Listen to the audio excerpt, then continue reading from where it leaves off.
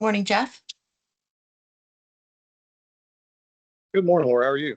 Well, thank you. And you? I'm doing great, thanks. Good. Hey, Laura, I Well, think we have Derek and Jeff, right? um, I didn't see Derek, but maybe he's on a different page for me. One moment. Good morning. There he is. Hey, hi, Derek. Good morning. I All go is to well. the How we list. doing? Doing well, thank you. Yes. All right. So do we know if John is joining or not today? I fired John this morning. He's packing up his Oh, office. Wow. Merry Christmas. About time you got rid of that slack. And It's now Happy going to New be. Year. I'm going to be Blanton and McGee. Yeah, I think he's going. I think he's getting on though at some point. All right. Well, we'll give it another minute or so. I like the sound of that, Derek. Congratulations. Thank you, sir. Good thing Isn't I had a awesome. cigar with him the other day.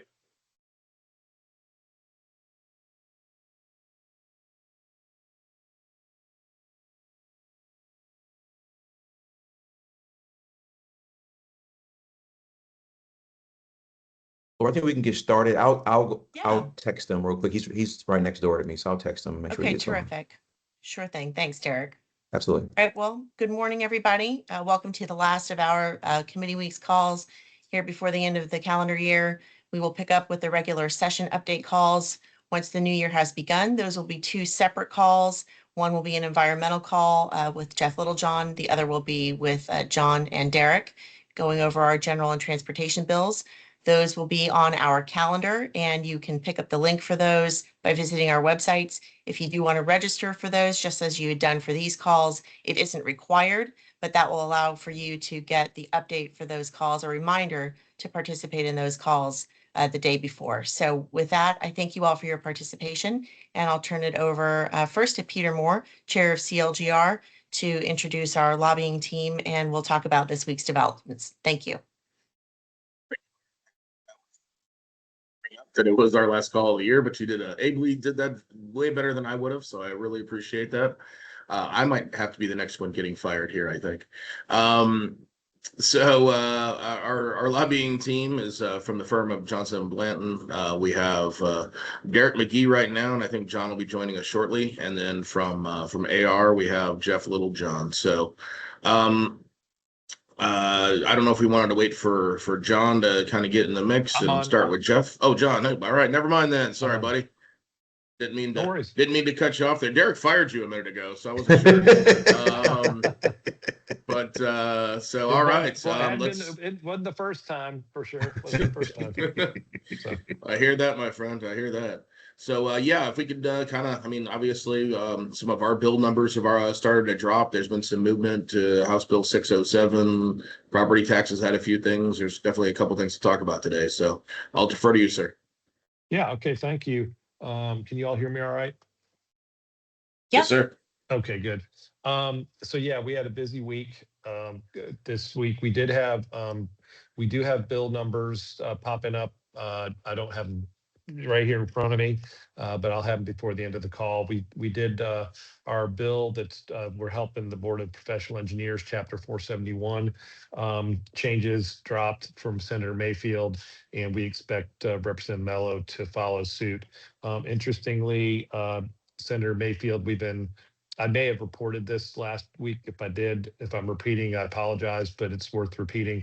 One of the issues is a memo of understanding between the Department of Commerce, the Board of Professional Engineers, and the United Kingdom regarding bringing folks over from the UK and vice versa. She was not comfortable with it. She just said, hey, if the department puts it in their bill and they want to get it done, that's up to them. She just wanted to basically have a bill that focused on helping Florida engineers. So essentially, the bill will increase fines for unlicensed activity. It allows FEMIC to set up its own database, so you all during your renewals or initial licensure have one portal to go to rather than being bounced around, which we think will add to efficiency. And then she has really embraced the loan assistance program. That's something that she went from being lukewarm to being like all in. on it. So so that's really the biggest piece of the bill at this point. And then Lauren Mello, we expect her to follow suit with that. So that's that bill. We again, anytime now, I'm sure the House bill will be filed. Is there any questions on that one before we move on? John, I Sandy have has a a question. Yeah. Okay. I'm working on, I've got most of that information for you that Debbie Mayfield requested, so I'll get that Oh, great. finalized and to you. But B, Okay. in a conversation with Assistant Secretary Watts yesterday, he mentioned that they had a phone call with some questions from the governor's office. I believe you or Derek spoke to someone in the governor's office about the bill previously, but wanted to let you know that in case you wanted to have some follow-up conversations on that. Okay. Yeah, it probably was. It's probably being. I wonder if it was Jared Oaks. Yeah, probably. So we met with before. He's one of the deputy chief of staff, and he oversees DBPR. So we could follow back up with him. That's helpful. Did Will mention the what the subject matter was, or just that they had questions? Just that they had questions. Okay. Let me glance back at my notes real quickly just to make certain for you. No, just that he had a phone call with Okay. some questions about it. All right, not a problem. Thanks. Well, thank you for letting us know that. And then the second bill that will hold be on. moving. Real John, I'm quick. sorry. Jamie Graham's got a question. Okay. Well, just a comment. I do want to say at the Florida Board of, well, actually, no, at the FEMAC board meeting on Wednesday, there were some concerns regarding that loan assistance program regarding the trust, just that there's a lot of unknowns, like the board doesn't even know how much money is in that trust. So I just want to, that might be something to look into down the road on our end. Well, I know how much there is in there, and I can communicate that to them. Be glad to do Okay. that. Yeah. Yeah, we So- looked at this because, and just it's a significant amount more than it requires for their operations. And so that's the reason why, along with the fact that we weren't allowed to have new fees, is the reason why we looked to that as a funding source. So that's the reason why we got there. And I know we had some communication with Zana about this, so I was confused to hear this being the first time she had heard of it. But anyway, regardless, whether or not it got we've reminded had- or remembered, we could definitely get back Yeah. to her about it. Had several conversations with her, not being critical, but this should have been no surprise. And let me just, I want to underscore to them and to the folks on the board, this is not, it's a permissive loan assistance, meaning it's not a mandate. So if the trust fund is deemed to be low on a certain year, the board can turn the switch on or turn the switch off. This is in no way, shape, or form a mandate for them to do it. Just gives them the ability to do it with the Department of Education. So they're not locked in other words. Anyone you. else on that? Okay, so the next bill is the indemnification bill, which is contracting, design professional contracts that Bill Connerly has filed. I think 699 is the bill number on that. And Jonathan Martin has agreed to sponsor it in the Senate for reasons unbeknownst to me. It hasn't dropped yet. I reached out to his office this morning, to his aide, just to see if they can go ahead and, pull the trigger and get that filed sooner than later so that we can get, bill references and try to, get it moving at one house, one chamber or the other. And Peter, I don't know if you want to explain, I think they know what the bill is, but you're welcome to explain it if you want, in that you drafted it. And so the concept here is to provide broad form indemnification, and the concept is it currently allowable, currently unallowable in 72508, which is the statute for unallowable contract clauses in the state of Florida. It states that if a public agency is contracting with a design professional, they can't They can't ask for indemnification for anything other than, errors, negligence, wrongful, purposeful wrongdoing, the same language that's in our insurance contracts. So the idea is that we're trying to do one of those 3 words are very important strikes and ads, where this basically would provide all contracts in the state of Florida. So a private agency couldn't ask you to have an uninsurable clause in your contract. And that's the easiest way to describe it. It should be a no-brainer. No one benefits when we have uninsurable clauses in our contracts, but for some reason this has been the law of the land for quite some time, and we're doing our best to change it. So Any questions on that? All right. The other area of interest to us this week was the Representative Taylor Yarkowski bill that has to do with the professional boards. It was heard this week and passed out of its first committee in the House. And that is the continuation of last year's legislation that, last year's filed iteration abolished both the FEMIC board, the Board of Professional Engineers. This year, we were able to get some significant concessions. The FEMIC board stays in place, and our board was treated differently than all other professions, and we were extended out to the year 2033. So then that passed as is. No changes were made there. I don't expect a companion. I expect a similar bill, and I know Derek may want to opine a little bit on this because he's had some deeper dive conversations in the Senate. But we expect a similar bill to be filed over there, but we don't expect an identical bill to be filed. And so I don't think the Senate at this point has expressed an interest in seeing these professional boards done away with. So there's a lot of football left on that one. But at least we've been treated differently. We've got 7 years if it were to pass. And I've already also had legislators already tell me that they'll come back if for some reason it passed. I've already got people offering to sponsor bills to reinstate it down the road once some of the leadership deck chairs change. So, Peter, anything else on your radar that I'm missing?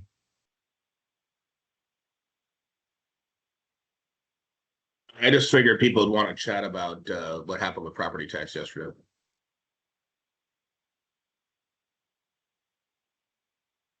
Sure. Does anybody want to? I mean, I honestly, I don't remember what I hadn't heard what the hearing moved forward with Obrador. Yeah, so I can jump on that one. So yesterday what's interesting is they started out with 8 bills in the House. They all passed out of the select committee, and then 4 of those 8 bills went to state affairs, and those bills then passed out of state affairs, and they were I think it was like 2007. It was 5, 11, like 9, and 13. All passed out of Ways and Means. And then they only put 1 bill on the actual agenda this week, which was House Bill 209 by Representative Posada. And that bill actually passed 10-5 yesterday, Wednesday, in Ways and Means. So right now, only 1 bill is headed to the full House floor, first week of session, which is House Bill 209. There are 3 bills remaining in the last committee stop, and then there's still 4 bills remaining in the second stop. No one really knows what the House play is. So why they started out with 8 and then went to 4 and went down to 1.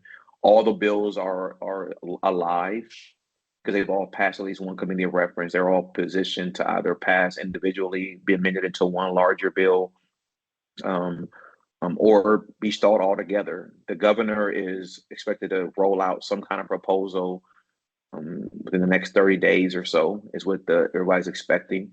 The Senate is telling everyone they're not going to do anything until they see what the governor does. But the Senate is kind of projecting week 2 or 3 or session before they actually roll out their priority on this. But they're not wanting to get in front of the governor. And so I can tell you all that the House and the governor are not on the same page, as none of us should be surprised about. The speaker's argument is we've given the governor 8 options to pick from. Whichever one he shows interest in, we'll prioritize that one. The governor's response is, I think all 8 bills are stupid, and his word, not mine, and creates a lot of confusion and unnecessary and a waste of time. And so they're all now waiting to see what the governor is going to do. Last thing I mentioned about property tax, whatever the House and Senate ultimately agrees upon and passes goes straight to the ballot of November of 26. It does not have to go to the governor. So the other reason why the governor has been very vocally opposed to what the House is doing, because again, he won't get final sign off before it goes to the ballot. It'll go straight from a House and Senate vote to the ballot. And that creates a lot of concern for him and his team. So as of right now, House Bill 209, which is the one on property insurance relief for homestead exemption for non-school property tax, that bill actually is prepared to go to, is on the full House floor. There was an amendment ran, Peter and others, on Wednesday to add firefighters to first responders list. So now it's law enforcement firefighters that have been included in the bill.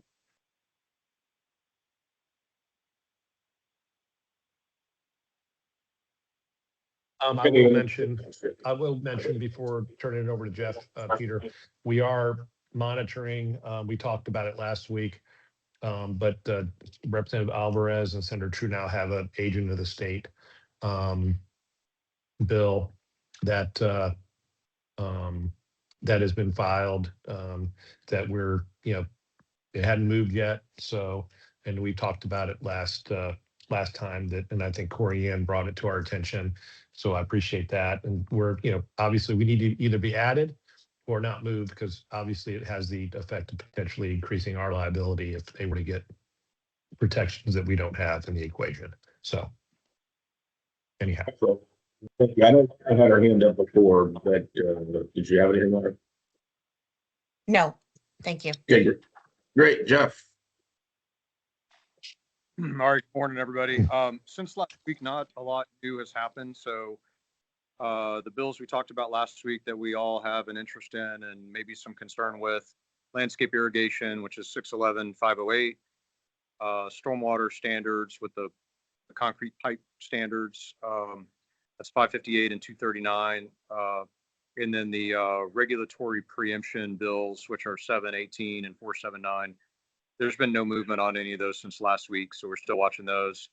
I mentioned the DAX bill last week very briefly, but I just want to point out it does have some interesting biosolids provisions in there that our environmental committees will probably dig into.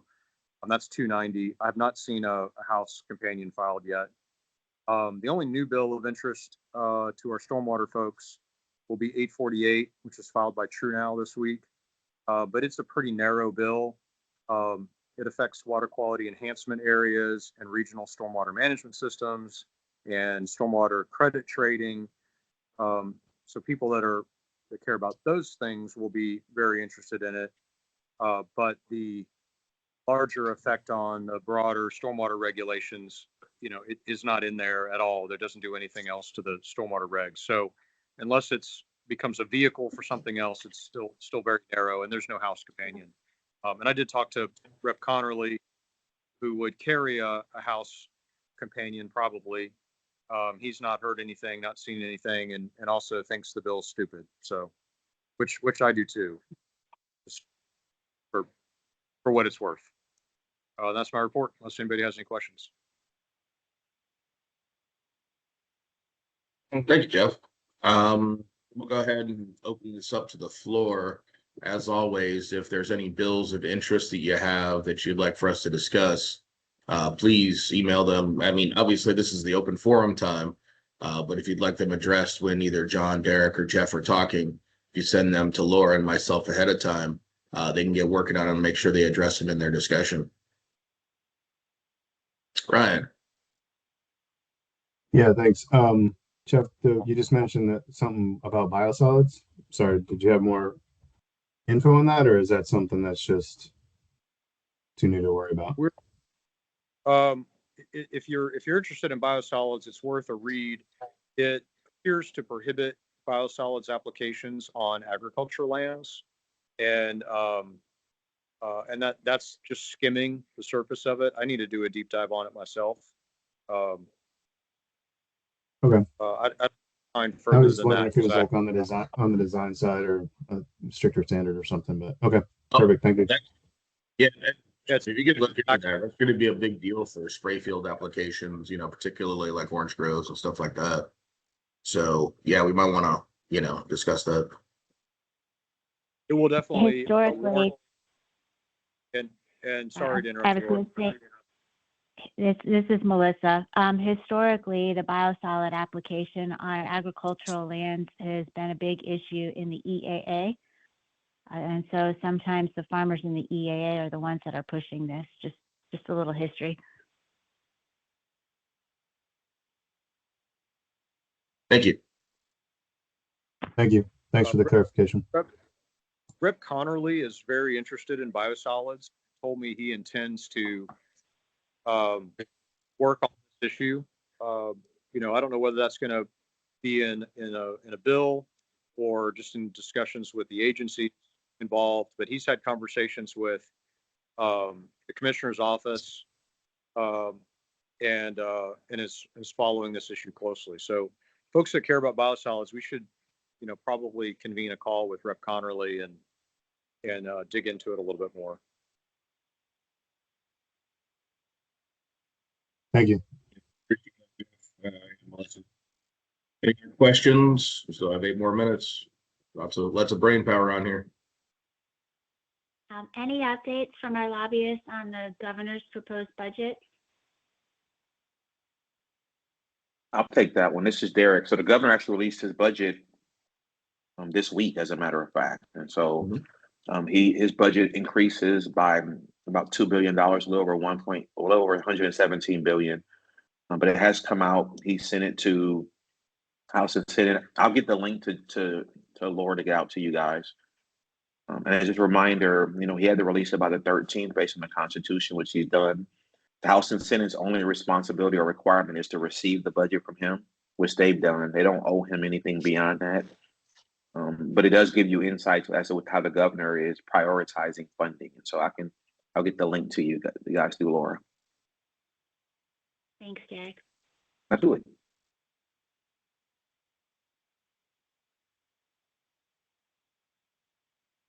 Okay.